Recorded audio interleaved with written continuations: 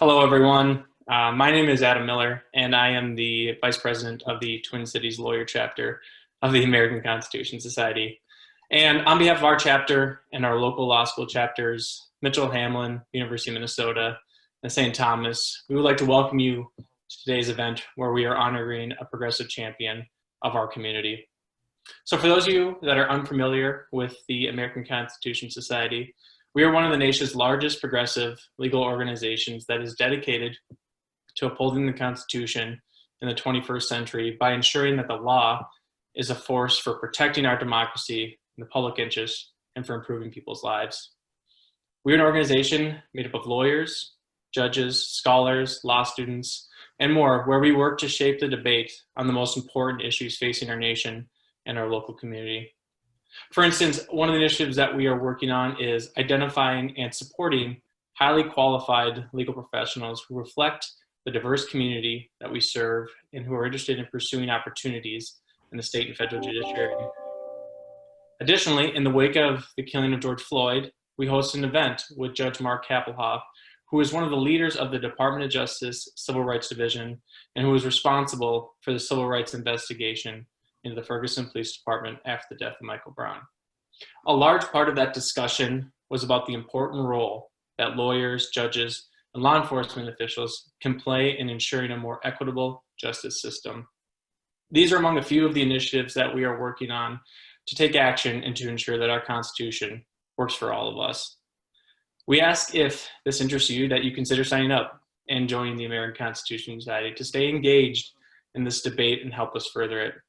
Also, if you are interested in learning more, consider joining us for our free virtual benefit on September 24th, featuring Tane Danger and the Theater of Public Policy for an evening with ACS President Russ Feingold, who you'll hear from shortly, and several other local progressive leaders. The event is always entertaining, and we encourage you to attend. Now to the event you're here for today. I first off would like to thank all of our speakers and everyone that worked so hard to make this event happen. As much as we would enjoy to do this event in person, we couldn't be more pleased with the input and enthusiasm from our participants as we learn to engage in this new environment. Second, we have applied for CLE credit, which you should have received an email containing that code. If not, we will provide that to you in the comment section. The event is also being recorded for those that are unable to stay for the entire event or would like to share it with others that would unable to join today. Lastly, before I hand it off to our MC for the event, I would just like to take the opportunity to thank Justice Lillehaug for your many years of public service, dedication, and commitment to progressive values and a vision of the Constitution that we strive for. Your dedication to this mission is a large part of why our chapter created the David L. Lillehaug Award for Distinguished Leadership, which is awarded to a Minnesota-based legal or policy professional for leadership in our community, with the criteria of identifying someone who has worked towards a vision of the Constitution and law which enhances individual rights and liberties, genuine equality, access to justice, democracy, and the rule of law. Justice Lillehaug, your mentorship and guidance was instrumental in the creation of our local chapter and its ongoing sustainability. And as you may have retired from the Supreme Court, we're looking forward to welcoming you back as a member of our local chapter. So from all of us, we thank you. With that, I would like to introduce our MC for the event today, Carl Crocochini. Carl is the General Counsel and Deputy Chief of Staff for Minnesota Governor Tim Walz. Carl previously served as the president of our lawyer chapter for many years and was instrumental in the creation of the chapter we enjoy today. He's also an ACS Next Generation Leader and is the first recipient of the David L. Lillehaug Award for Distinguished Leadership. And even though he may have one of the more challenging and stressful jobs in the state right now, we are excited that he's able to join us today. So with that, I will hand it off to him, and thank you all for joining us. Thank you so much, Adam. Thank you to everybody responsible for pulling this event together. It's really an incredible thing, and Adam in particular really made it happen. And it's a special thing for us all to be able to get together virtually to celebrate one of our legal heroes today. As you all know, we have 8 incredible leaders who have agreed to participate in today's event. On the line today, we have current and former governors, senators, congressmen, Supreme Court justices, and a vice president, all here to pay tribute to Justice Lillehaug. It's an incredibly impressive group. To give you just one statistic that I was able to generate, all told, our participants on the line have over 70 years of experience in the United States Congress. My main job here today is to get out of the way and keep things moving and on time. But I will take a moment of personal privilege to say a few words about Justice Lillehaug. I'm not from Minnesota, and David Lillehaug was actually the first Minnesota lawyer I met before I moved here. We met back in 2009 at the ACS National Convention in Washington, D.C. That day, Senator Klobuchar, one of our guests today, was the keynote speaker at that convention. My wife and I had just decided to move to Minnesota. Neither of us were from this great state, but both eager to move here. And I was looking for a job.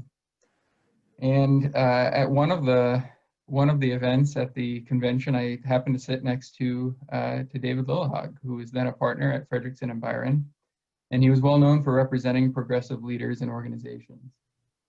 We struck up a conversation, and when he learned that I was looking to move to Minnesota, he offered to chat with me a bit about that. And I remember that we went down to the hotel bar, and Justice Lillehaug bought me a beer and proceeded to give me a rundown of the judges who might be looking for law clerks. Although we had just met, Justice Lillehaug was generous with his time and his advice, and I, to this day, I remember that conversation fondly, and I remember his generosity in lending his time and advice to somebody who was just getting started in their career. And I've rest of my own career, I've tried to model that same sense of generosity of time and spirit that he showed me that day.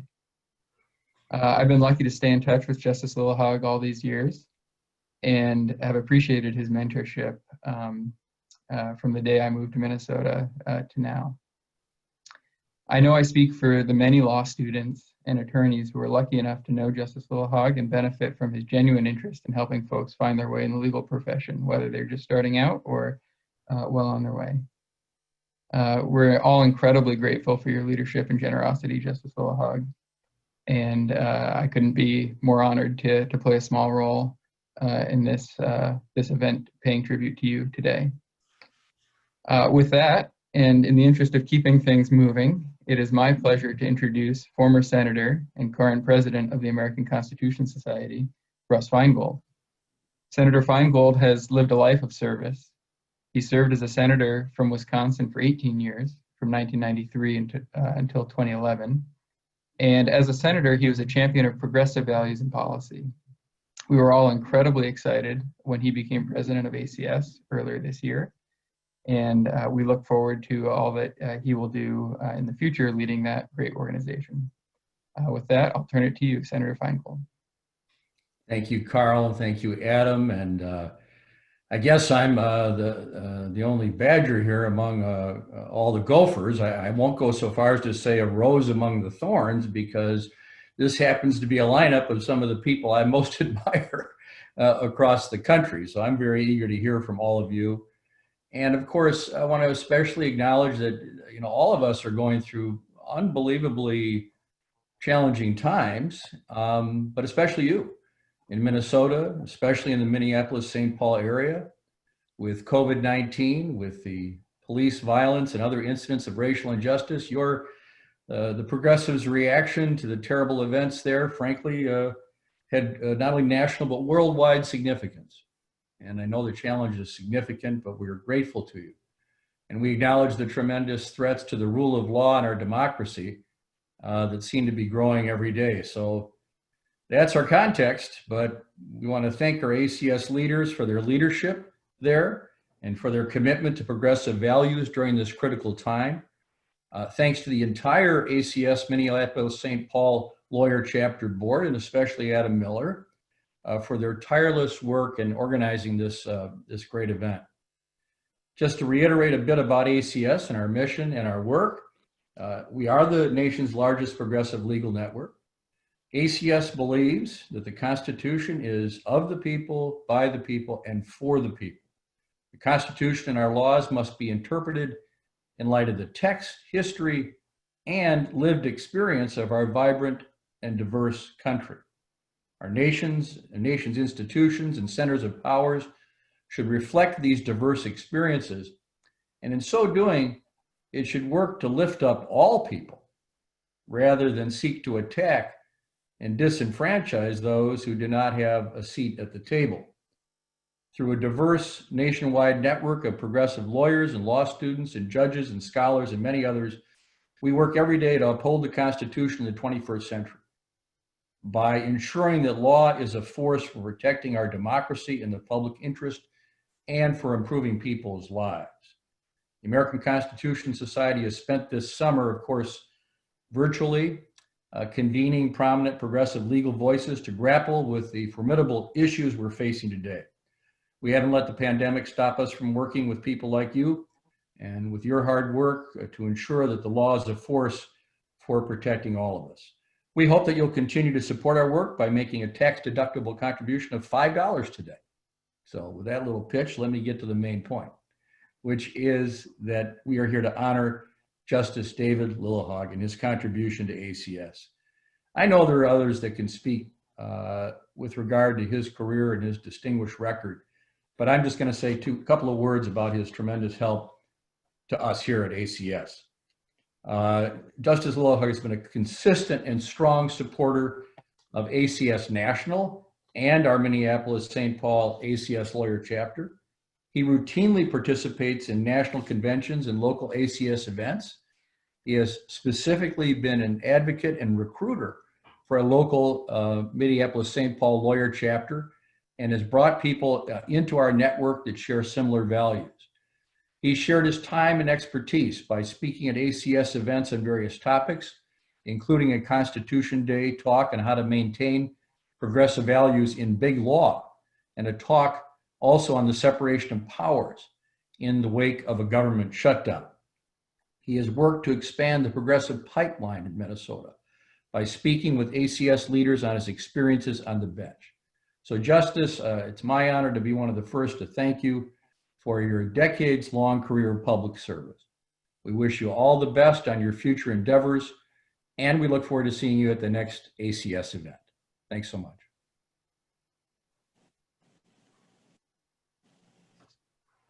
Thank you very much, Senator Feingold.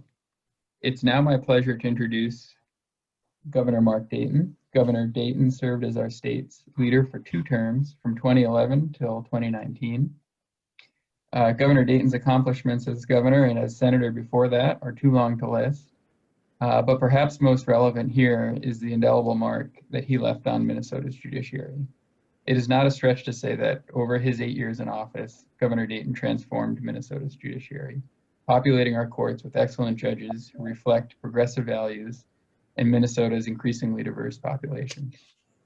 Of course, one of Governor Dayton's most important decisions was his selection of Justice Lillehaug to serve on the Minnesota Supreme Court in 2013. Join me in welcoming Governor Mark Dayton. Thank you very much for the invitation to participate in this event in honor of one of my people I've most admired in public life, Justice David Lillehaug. My first real encounter with David occurred in the weeks leading up to the state government shutdown in July of 2011. The Attorney General submitted a proposal to the court-appointed magistrate for priorities and procedures during a shutdown. No one in my governor's office had even seen the proposal, much less been consulted about it, even though it purported to represent us and the people of Minnesota. So we hired David to develop and present what we believed would be the least disruptive and most defensible protocols. The magistrate adopted about 95% of David's recommendations, which caused considerable consternation in the AG's office while imposing the minimal disruption on services to the people of our state. David's performance was beyond impressive. I've always believed that one of the keys to success was hiring people who are smarter than I am. David was demonstrably smarter than anyone, so that requirement was easily met. Proof was provided by Vice President Mondale's placement of us during his campaigns. David served as senior issues advisor, speechwriter, and executive assistant. I was Mike Berman's driver. Intelligence, however, was not my sole criterion for appointments. I've known many people who were extremely intelligent, but seriously misguided. Accompanied by a typical arrogance, these individuals were insufferable at best and dangerous at worst. Someone with David's superior intelligence, combined with a personal modesty and civility, was very special. Add in high integrity, a strong work ethic, a deep commitment to public service, and a good sense of humor, and you have a very exceptional public servant and leader. You have David Lillehaug. In the interest of full disclosure, I should acknowledge that David played an important role in defending the validity of my narrow victory in the 2010 gubernatorial election. He was a key member of my team responsible for protecting the sanctity of the vote counts in each of our state's 87 counties. While the recount process was sometimes tedious and always demanding, this picture from Uptake shows that it did occasionally provide its lighter moments.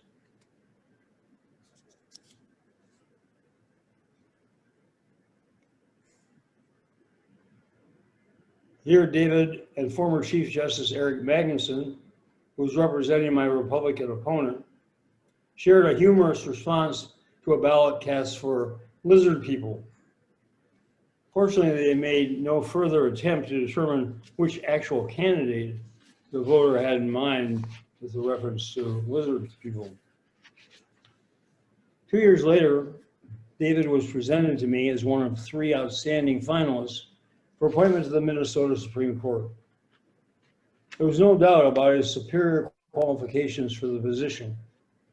My only concern was that his selection would be attacked as based on political rather than public service. It's a tribute to David's stellar reputation and impeccable public record that such a charge was not made by any reputable figure. And in fact, several Republicans congratulated me on the quality of my appointment.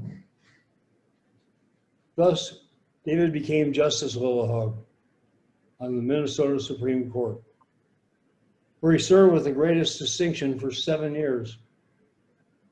I must confess that as a non-lawyer, I did not follow closely every one of the court's decisions, except when I was one of the parties involved.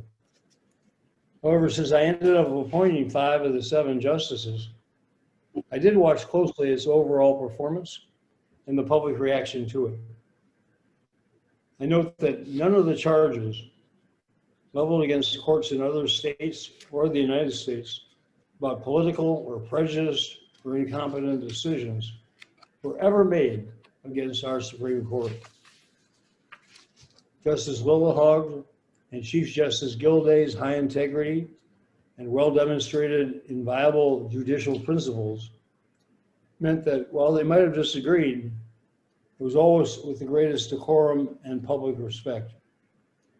Justice Lillehaug set those standards, practiced them, and now has bequeathed them to his successors, to his everlasting credit.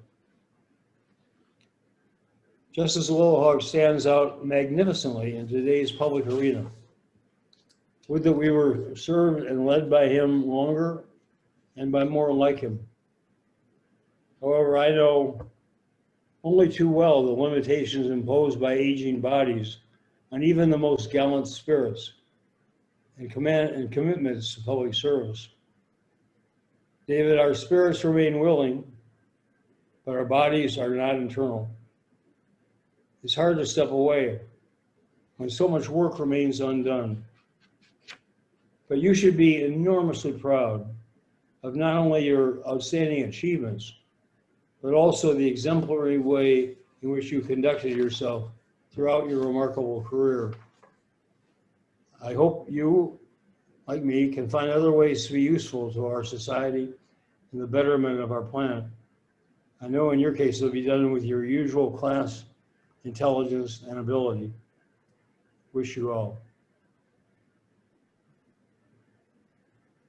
Thank you, Governor Dayton, and thank you for your incredible leadership of the state and for picking wonderful judges, including Justice Lillehaug. It is now my privilege to introduce our country's 42nd Vice President, Walter Mondale. In the short time that we have, I cannot give justice to Vice President Mondale's biography. I'll highlight one part of his biography that you may not know. He began his legal career clerking on the Minnesota Supreme Court just a few years before Justice Lillehaug took his seat there. Vice President Mondale knew Justice Lillehaug at the start of his career, and I know that they have remained close for decades. Vice President Mondale has spent his life serving Minnesotans, and we are all incredibly grateful that he's able to join us here today. Please join me in welcoming Vice President Walter Mondale. Thank you very much for that very kind introduction. I'm glad to be here today and join with everybody else on this video, whatever you call it, the Zoom link, and talk about the great strengths and virtues of our honored guests. It's hard for me to really do justice to David Lillehaug because he and I are old friends. We go back from the beginning. We traveled the country together for 3-4 years, and I mean the country. We saw all parts of it. And David traveled with me, kept the records, and was my friend through all of it. It's hard to have a closer relationship than that. David, I hope, will stay active in public life some way or another. I suspect that he will if his previous life is any clue. We need him. We need his brilliance. We need his wisdom. We need his inside special attention to issues. He knows the, of course, the law, and he knows how our Supreme Court worked, having served on it for many, many years. I would like to tell David that I'll never forget what he's meant to me in my life. And I think there's several in this room, or if there's a room, who would agree with me that he meant the same thing in their lives. So please pass my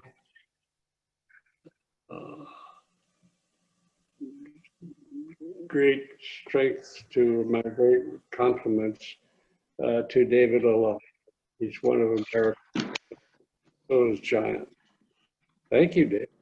Thank you, sir. Appreciate it. Good. Thank you, Vice President Mondale. We really appreciate those remarks and your long service to this state. It's now my pleasure to introduce one of my former bosses, Senator Al Franken. After a long and successful career in the entertainment and political commentary arenas, Senator Franken served Minnesota from 2009 until 2018. He's the author of many books and currently produces the Al Franken podcast, where he interviews political figures, comedians, and the occasional founding father. I encourage everybody to check that out. With that, I'll pass it off to you, Senator Franken. Hey, Carl. Good to see you. Lillehaug. Here's a couple stories. David prepared me for debates in 2008. And I had never done that. It was the first time I ran for office, and I'd never done a political debate. And I thought it wouldn't be that hard, just answer the questions, And I felt I had a pretty good case against Norm Coleman, because he had not been a very good senator for a number of reasons, and had been 100% behind Bush in all his votes until he realized that Bush was toxic. Anyway, so I sit down with David, and we do a mock debate, the two of us, and he just clobbers me. He just, it was sad, and I'm going, wow, okay, wow, you're good, David. And he says, yeah. And I said, well, you ran for senator, didn't you? I think it was in 6 against Dayton. And he said, yeah. And I said, and you didn't do well at all, right? And he had, in the primary or at the convention or something, I think it was about the convention, been 3rd or 4th or something. And I said, how, you're so brilliant. Why'd you do so badly? And he said, well, people tell me I'm not warm. And I sort of went like, yeah, well, I can see that. I can see that. And so at least he knew himself, he was a good judge of himself, but he was just brilliant. And I was very well prepared for the debates with Coleman. Then, of course, remember that was a pretty close race, and it went. We had a recount, we won the recount, and then we had a trial, election contest trial, and David was one of my trial attorneys, and it was Mark Elias, who's sort of the head Democratic election lawyer, and Kevin Hamilton, another guy from Perkins Coie, and David. So the Coleman people call a witness, the Coleman team calls a witness, and she's a Republican election judge from Minneapolis, and she's there to claim that there are ballots that were double counted.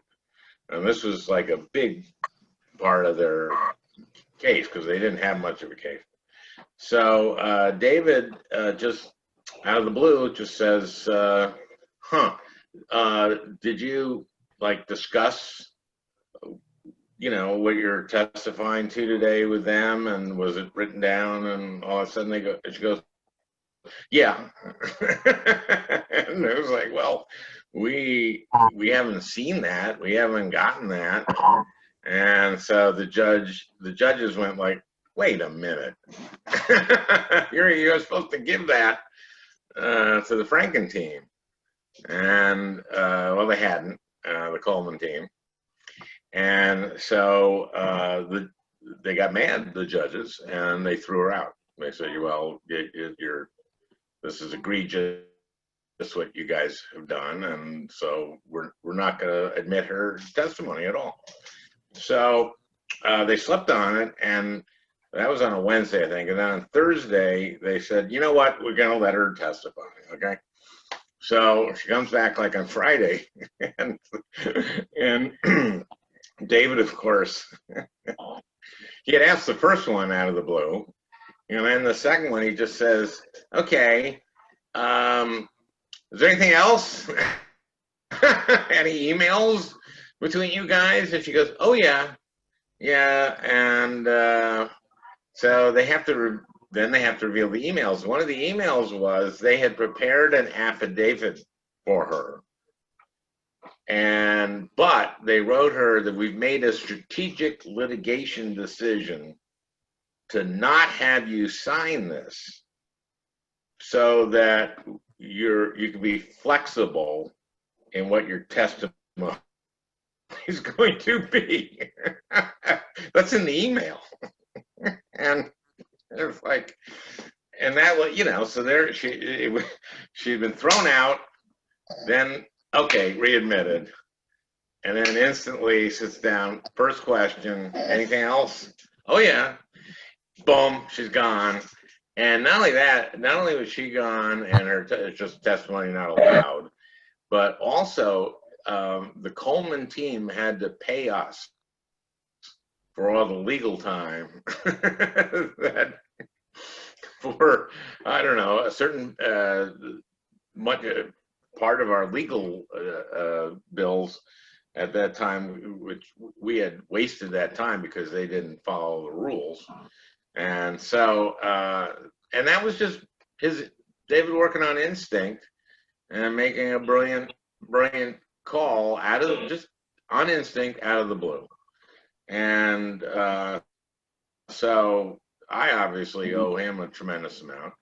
And, you know, he's just this great, solid, brilliant, not particularly warm guy with with tremendous integrity, and has been of great service to me and to the state of Minnesota. So that's my story, and I'm sticking with it. Thank you very much, Senator Franken. Next, it's my pleasure to introduce my current boss, Governor Tim Walz. Governor Walz was a school teacher and served in the National Guard for 24 years before his election to Congress in 2006. He was re-elected to Congress 5 more times before he won election to succeed Governor Dayton as our 41st governor of Minnesota. As you all know, he's worked tirelessly to protect Minnesotans during the COVID-19 pandemic, and I can tell you all from experience that Governor Walz cares deeply about the judicial selection process. In just over 20 months now, he has appointed over 30 judges, including Justice Lillehaug's successor on the Minnesota Supreme Court, Justice Gordon Moore. With that, I will hand it off to Governor Tim Walz. Well, thank you, Carl.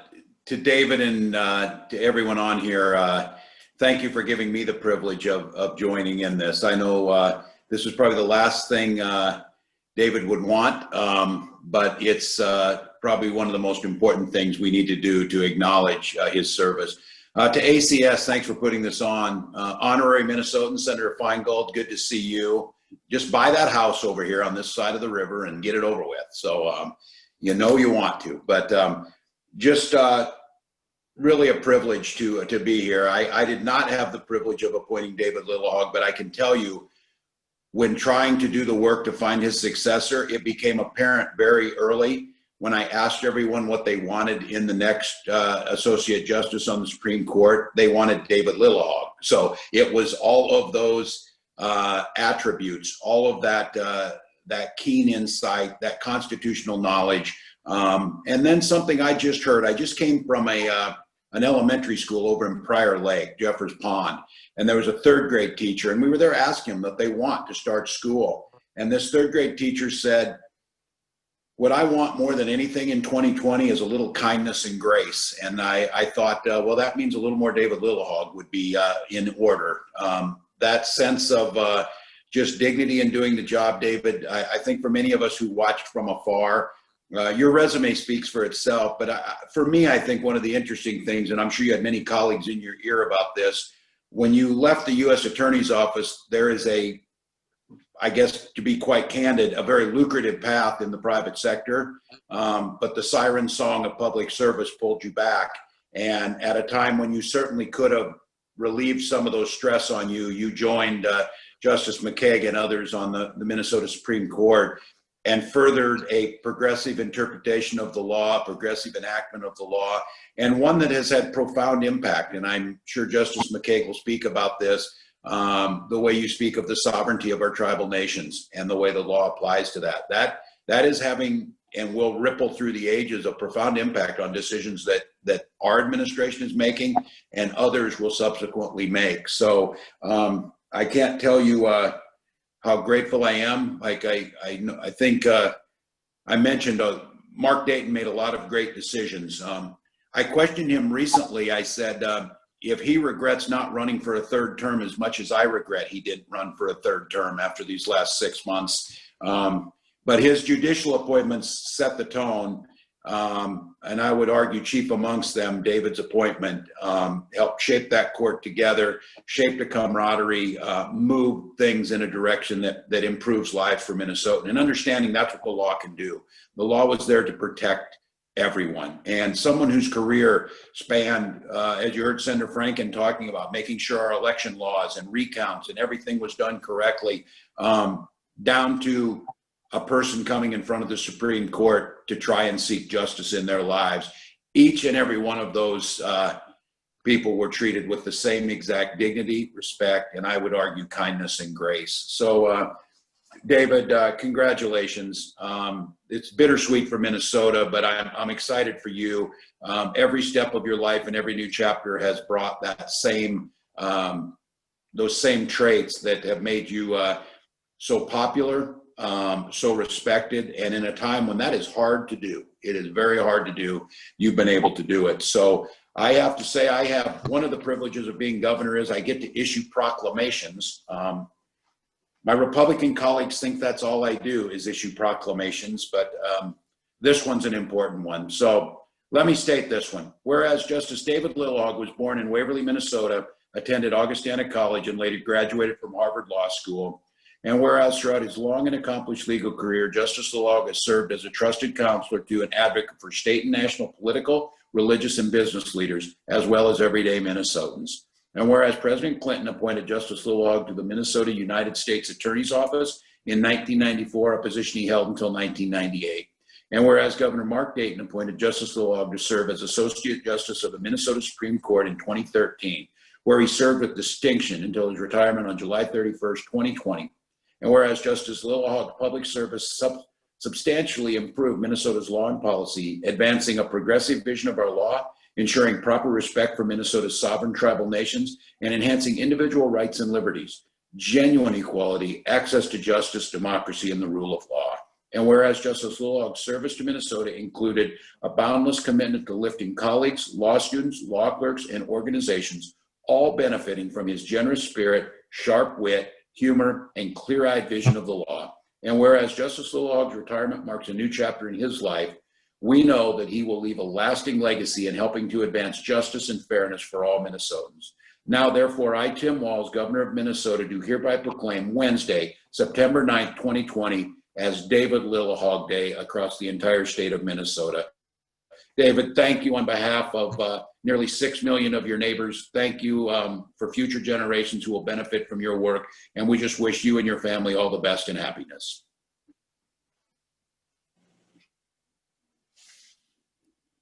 Thank you so much, Governor. And we will all enjoy David Lillehaug Day today, September 9th. It is now my honor to introduce Justice Ann McCaig, a longtime public servant in Minnesota. Justice McCaig was an assistant county attorney in Hennepin County from 1992 to 2008. She then served as a Hennepin County District Court from 2008 to 2016, when she was appointed to the Minnesota Supreme Court by Governor Dayton. For the past 4 years, Justices McCaig and Lillehaug have served as colleagues and friends on the Minnesota Supreme Court. With that, Justice McCaig, I will pass it to you.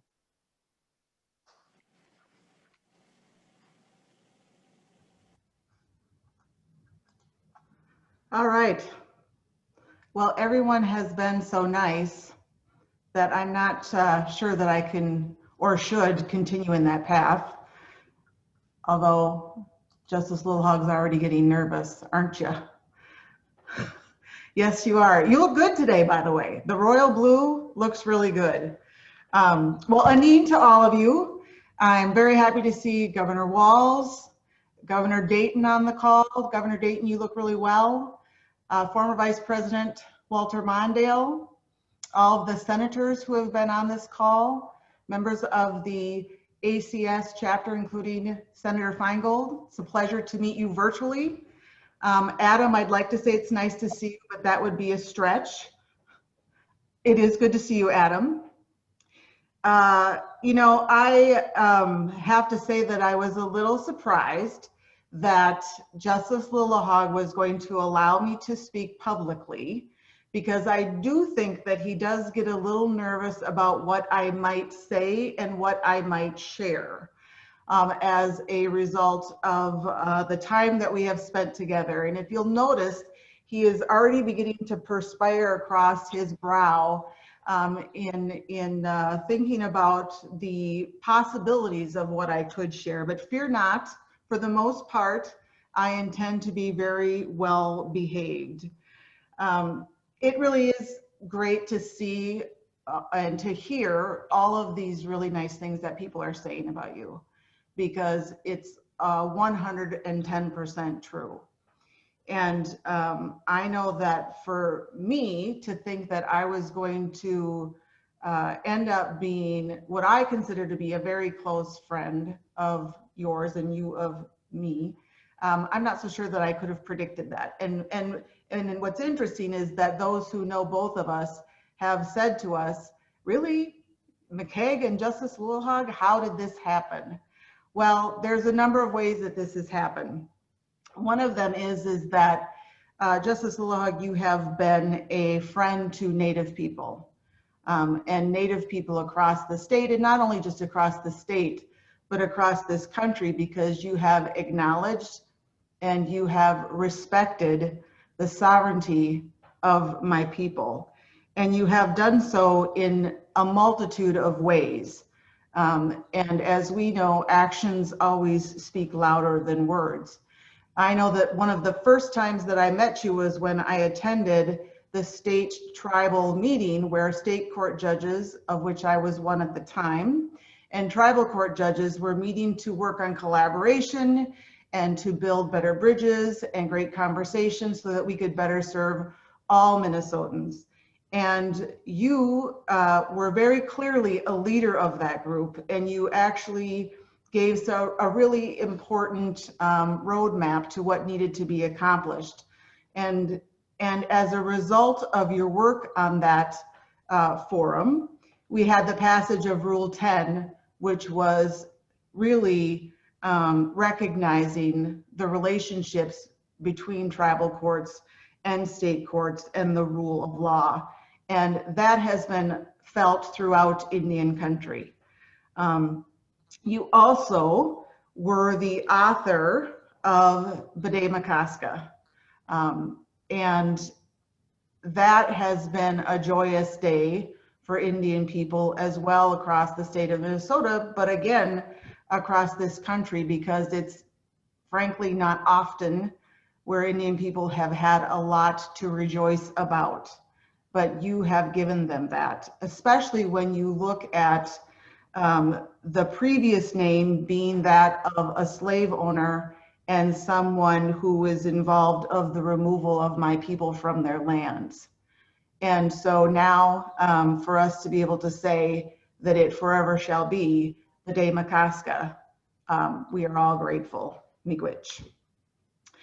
You have also balanced the scales for many other people who have been injured, people who have been discriminated against.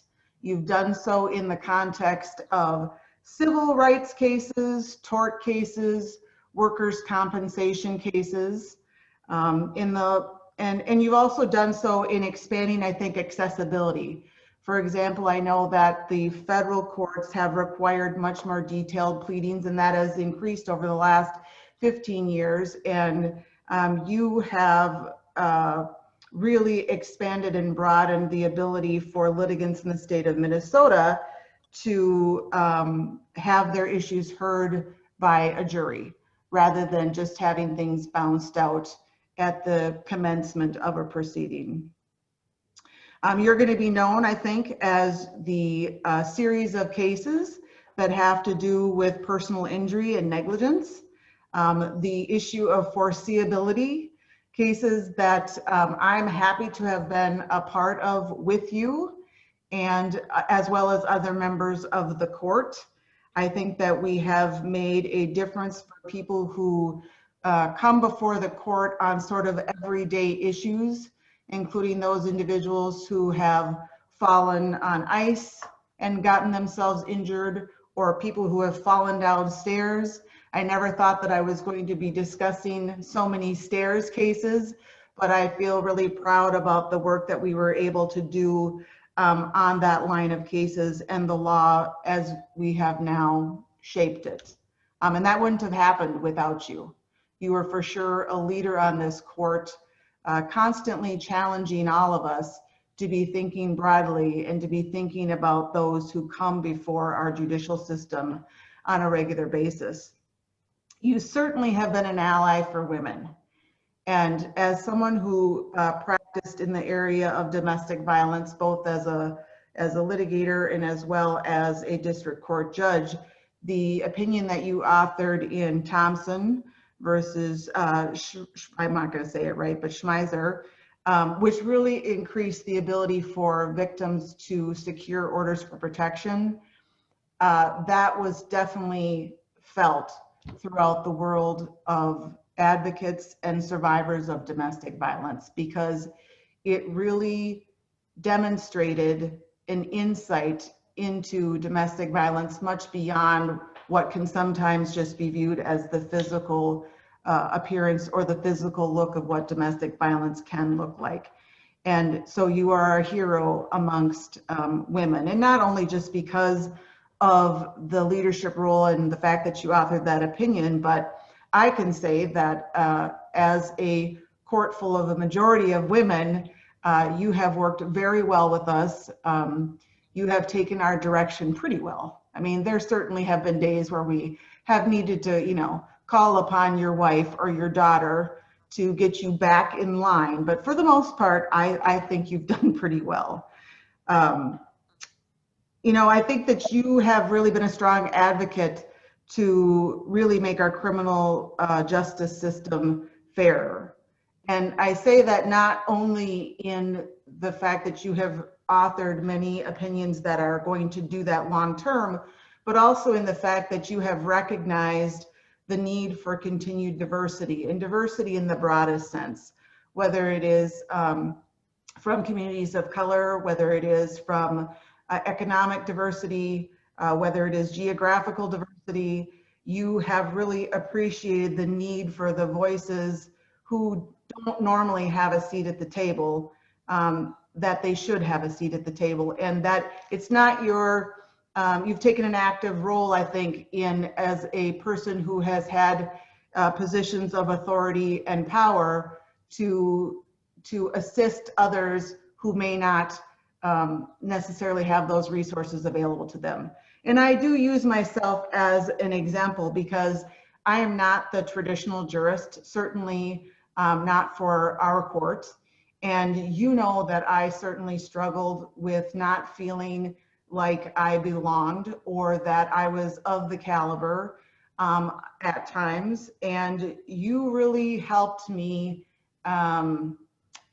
see the value that I had, and that there are many ways to contribute to being a jurist, and it's not all that everyone has to be sort of that cookie cutter approach.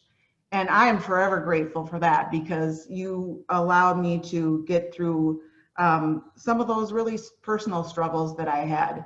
And more importantly, you let me be myself. And that is a challenge in and of itself. You know, you allowed me to play some jokes on you, and you, I think, even found them to be funny.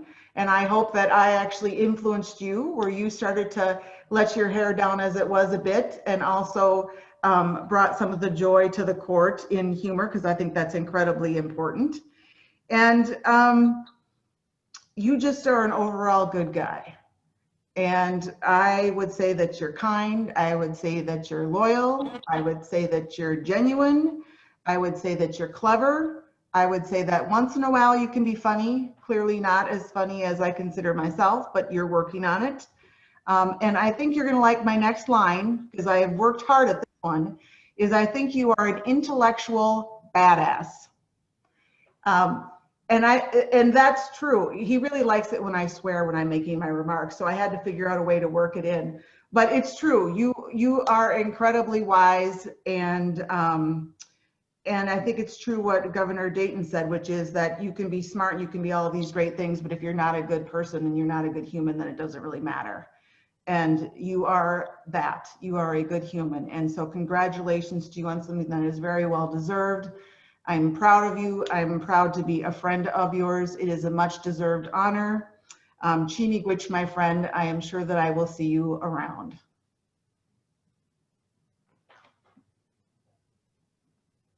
Thank you so much, Justice McCaig. We really appreciate your remarks. And next up is the senior senator from Minnesota, Amy Klobuchar. Senator Klobuchar has served in the Senate since 2007, and before being elected to the Senate, she was the Hennepin County Attorney. Senator Klobuchar had a last-minute conflict arise and regrets not being able to join us live, but she was able to record a short video message, which looks like we'll be able to play right now.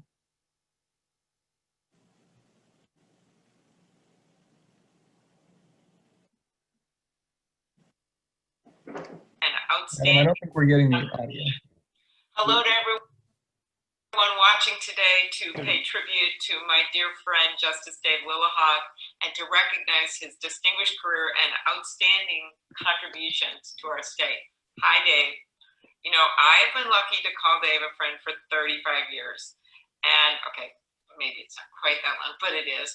And have seen him not just as a brilliant lawyer and a fearsome litigator, a tireless advocate in the pursuit of justice, and an excellent judge.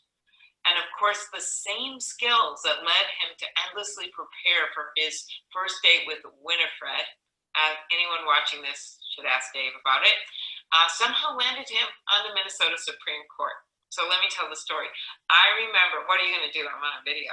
I remember Winifred telling me that she was more than a little bit unnerved during her first date with Dave. It was a lunch in Washington, D.C. after they met when she was selling condos and he was buying one.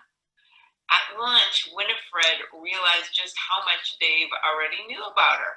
She was from Pittsburgh and he had read up on every detail about the town, including the latest steel plant closing. In those pre-Google days, let me remind you, 24 hours after meeting her, he had somehow researched every detail about her life so he could be so informed and impressive on their first date. She had already been thoroughly vetted as if she was being considered for a national office and she was just going on a first date. And so of course she's a little concerned about this. So the next time she actually brought a friend to check out the situation, and her friend worked for the Chamber of Commerce so she could get a second opinion. But unfazed, wanting to impress her friend, Dave researched and memorized the entire legislative agenda for the U.S. Chamber of Commerce. This time, Dave overdid it, and Winifred came away from the lunch convinced that he was interested in her friend and not her. Well, somehow Dave salvaged the situation, and as you all know, Winifred and Dave have been happily married for 38 years. But for all those who know Dave who are watching today, you know that those same skills that he honed when he was dating Winifred served him very well throughout life, and particularly on the bench. But even before his time on the Minnesota Supreme Court, he was an integral part of our state's legal and public life. That's how I got to know him. And I truly believe Minnesota would be a lesser state today if it wasn't for the benefits of his leadership. As a brilliant lawyer and former U.S. attorney, Dave was a fearsome litigator, someone with a deep understanding of both the fundamental principles and complex nuances of our civil and criminal system. And above all, he's a believer in the law, and he loves a good recount. We'll let that go. Maybe that's why the night I was elected Hennepin County Attorney, okay, it was a close race. It was Dave counting the votes late into the night. It was close. Everyone went home except Dave. And at 5 in the morning, he called me to tell me I had officially won. The story says something important about Dave. He's a devoted friend who'll stand by you through thick and thin. And whether it was for a friend or a client or a cause, when he decided to take something on, he would give it his very best and stick with it to the end. Paul Wellstone found that out when Dave signed on as one of his early supporters and key advisors in what many saw as a far-fetched campaign for the Senate back in 1990. Dave never gave up on Paul, and guess what? Paul won. The people of the Phillips neighborhood, Red Lake Indian Reservation, they found out And when the going was tough, Dave stood with them. And he stood up every day for justice as a member of the Minnesota Supreme Court. Dave, you have shared your life with so many of us. You have shared your wisdom with so many of us. You deserve this time with your family. And the ultimate compliment, I know Paul is looking down at you today, and he is so proud of all you have accomplished. Continue to do good, my friend. See you soon.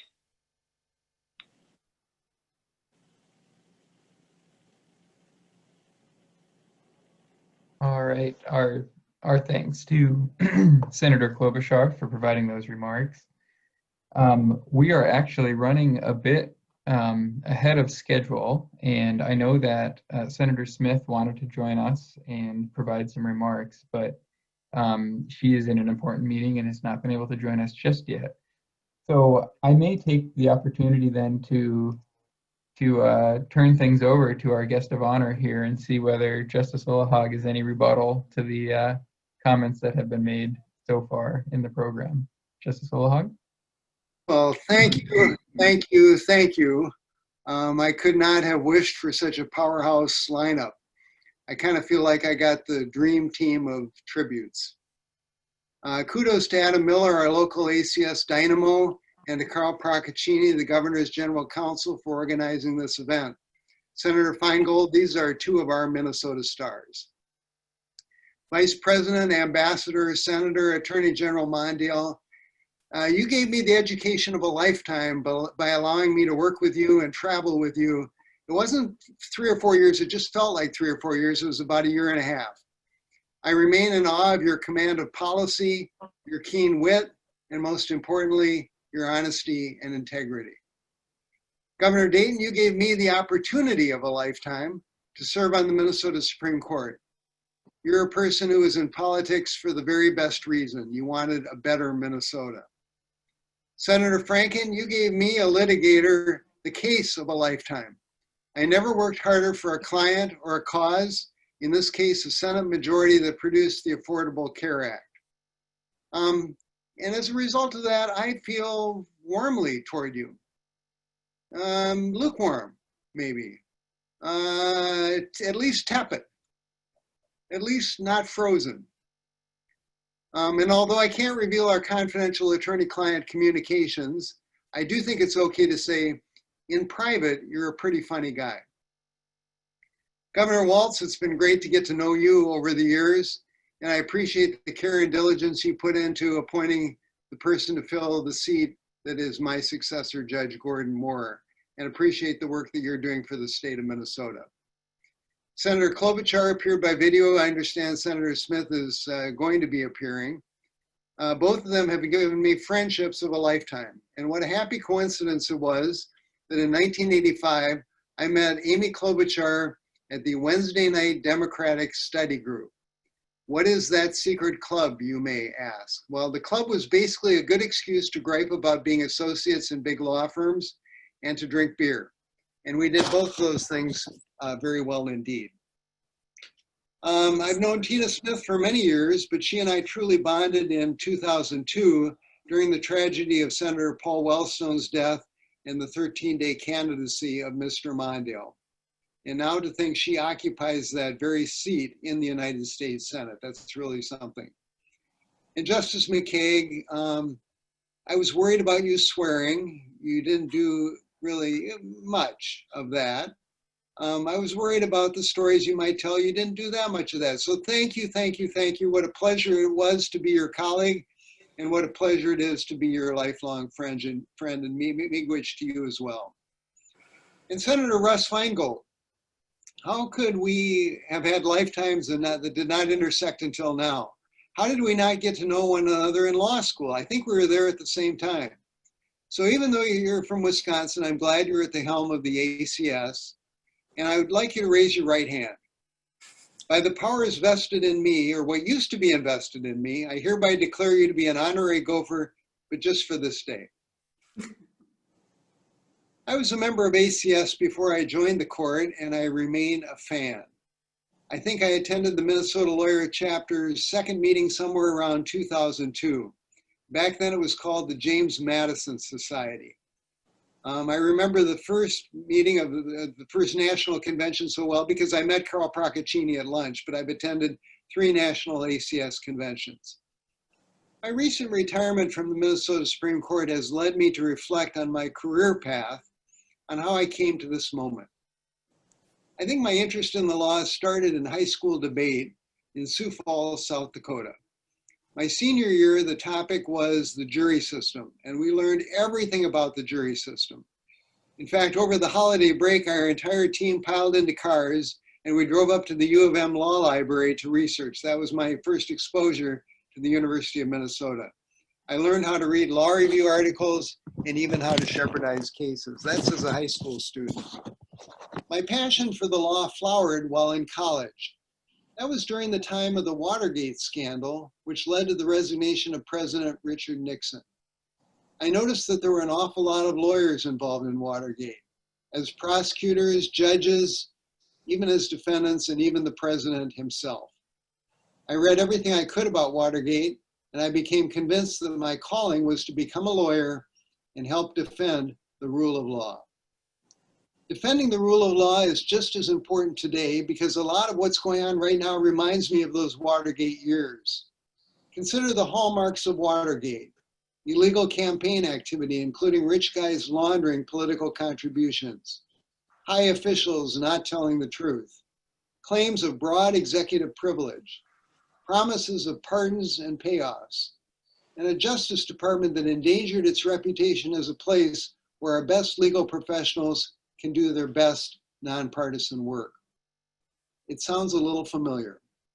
So despite the best efforts of people like Russ Feingold, the dark money is flowing again, aided and abetted by the Citizens United case, which overruled 2 longstanding US Supreme Court precedents. We have issues of investigations, immunity, and impeachment.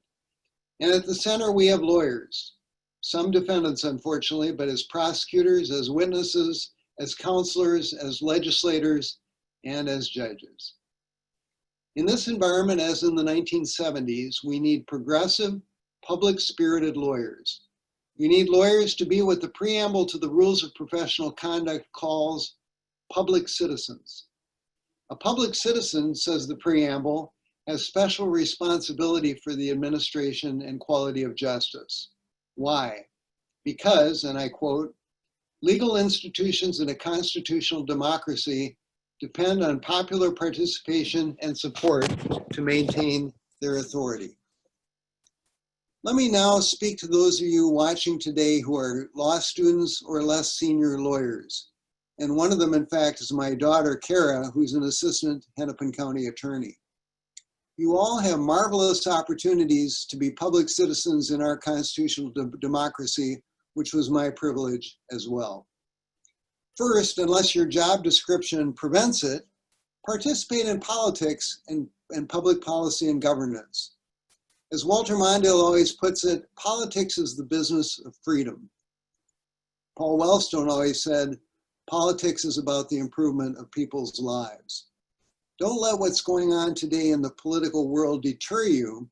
Instead, make it your jet fuel, or better yet, your clean, green energy. Second, when you see the rule of law under attack, speak up for the judicial branches, both federal and state.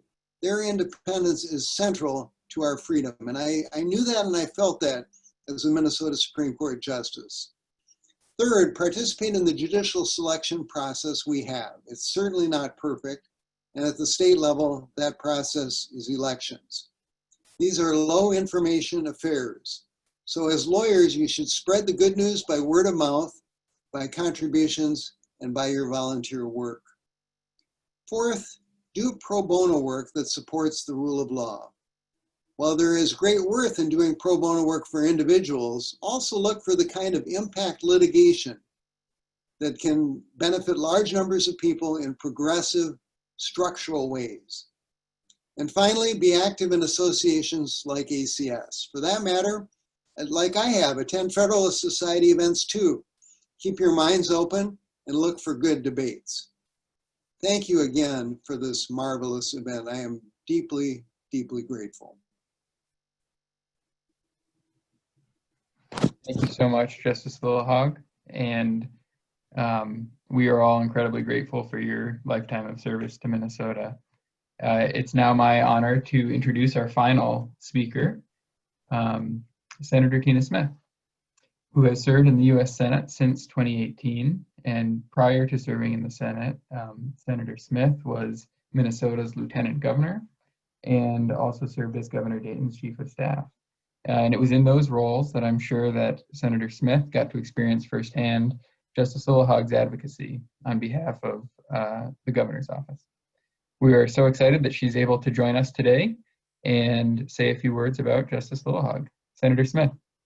Well, thank you so much. And David, I think I'm in the position of being able to play cleanup hitter today with one vice president, 3 United States senators. I think you've had 2 governors, a Supreme Court justice, and of course, Winifred and Kara that I know are listening in, and all of your friends and colleagues over your years of service. So I'm honored to be able to serve in this role and to be with you even virtually today. And I'm sure that folks have had an opportunity to review your amazing career as an advocate, both in the public sector and in the private sector, your work protecting religious freedom and civil liberties and the right to vote and to have your vote counted, and of course, the fundamental principles of separation of powers. And so I'm not gonna go into that. What I wanna do today is spend a few minutes talking about what you mean to me personally.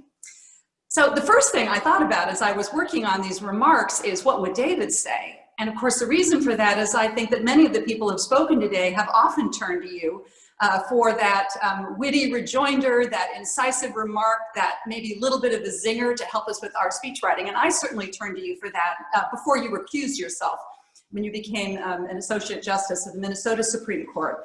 But alas, I'm left to my own devices today, so I'll do the best that I can. Well, our good friend Lee Sheehy once said to me when I was wrestling with a particularly challenging issue, he said, "Tina, who's on your personal board of directors?" And what Lee meant is that everybody needs a good group of trusted advisors, those that you turn to when things are going well, you turn to when things are not going so well, or when you have a particularly interesting issue to work on. And I mean that in the most Minnesota of ways, as in, that's interesting. Well, David, you know that you have been on my personal board of directors for as long as I can remember. And I wanted to say take a few minutes telling people why. So a good board member brings excellent judgment born from experience and a lifetime of learning. And David's wealth of experience, as we've all heard today, is both in the private sector and in the public sector, has created in him a sense of judgment and deep understanding of the context of the days in which we're living in. You could hear that just a moment ago in the remarks that he made. You know, it's not just experience though, it's about wisdom and judgment that David has brought to me and to so many people. Board manuals will often say that good boards will keep you out of trouble, and that is certainly true. But I think good board members like David also help you get into good trouble. And I think of that, for example, when Mark Dayton called me and asked me whether I would consider running with him for lieutenant governor. And I turned to David, and David said he thought I should give it some serious thought. And if it weren't for that, I'm not really sure that I would be here today. An excellent board member also brings independence of thought and is not afraid to tell it like it is. David is known for his honesty and his willingness to speak the truth. David doesn't do the expedient thing. He gives it a lot of thought, and then he figures out what the right thing to do is. David is not a yes man. He is a courageous man.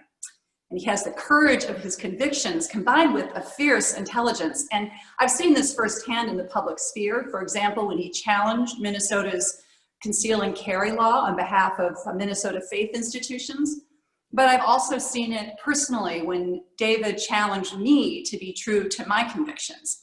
David has long been the person that I've turned to, not just when I needed encouragement, but when I needed to hear the truth.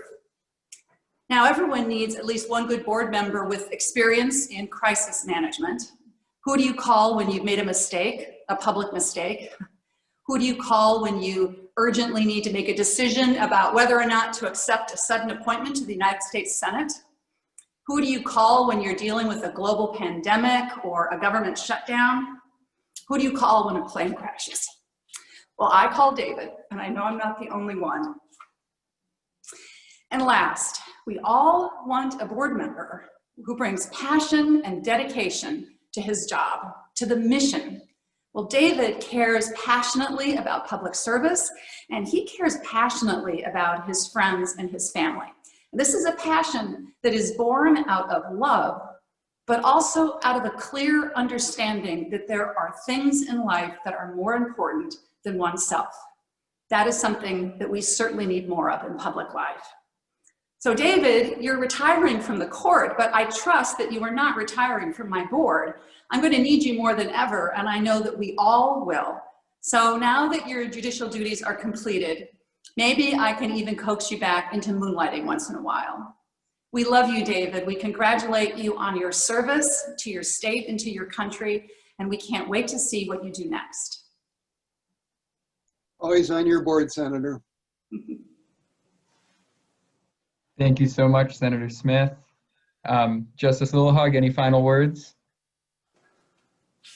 This has been overwhelming, and again, thank you, thank you.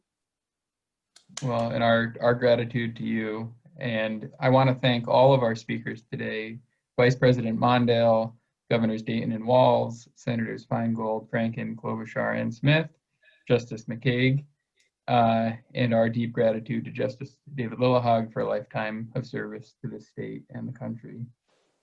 Wishing everybody a very happy David Lillehaug Day. I hope that you all have a wonderful rest of the day. Thank you so much from ACS, and hope to see you at an ACS event soon.